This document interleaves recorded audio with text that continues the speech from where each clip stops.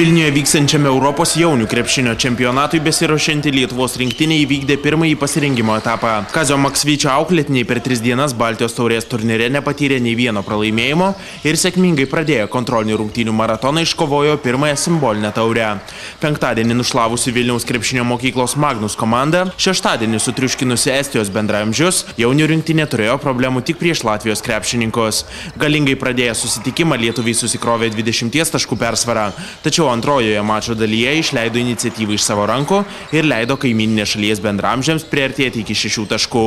Vis dėlto tiksliau susitikimo pabaigą sužaidę lietuviai šventė pergalę 84-77.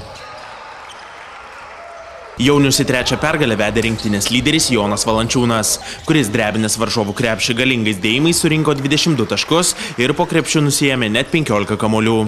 Utenoje gimusiam krepšininkui puikiai talkino 4 tritaškius pataikęs ir 12 taškų surinkęs Renaldas Simanavičius.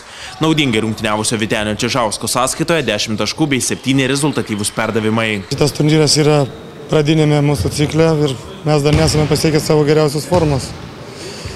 Norėjome išbandyti pagrindinius žaidėjus ir jų pamainą. Rezultatas šiai dienai yra toks, koks yra. Dar tas prasiruošimas, tai prasidėjo tas varžybų etapas, dabar tokie stipresni varžovai tik buvo, tai dar tik pradžia, dar sunku, įsivažiuosim to. Ko dar labiausiai trūksta iš tikrųjų šitoje vietoje? Susižaidimo, man atrodo, vienas kitam pasuojam jau tą kamuolius, pametam vis. Tikrai susižaidimo labai trūksta. Gal gynybos į puolimą eit, į žaidėjų biškis koncentravimo. Gal iš manęs daugiau ramybės trūksta, kaip treneriai sakė. Kiek dabar esat procentų link to, ką norite matyti? 30-40% turbūt, nes dar tik 2 savaitės dirbam, dar liko 3 savaitės. Laiko vis mažėja. O užteks to laiko?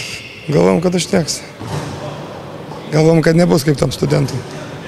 O nėra papildomas spaudimas, kad čempionatas Yra papildomas spaudimas, ypatingai žaidėjams.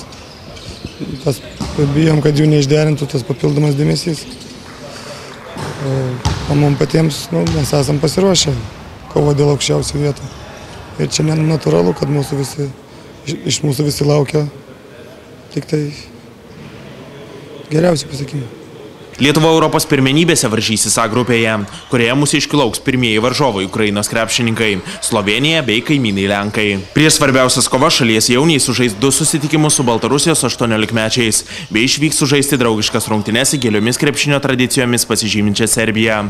Vytautas Mikaitis, Martynas Pupininkas, Basket News LT.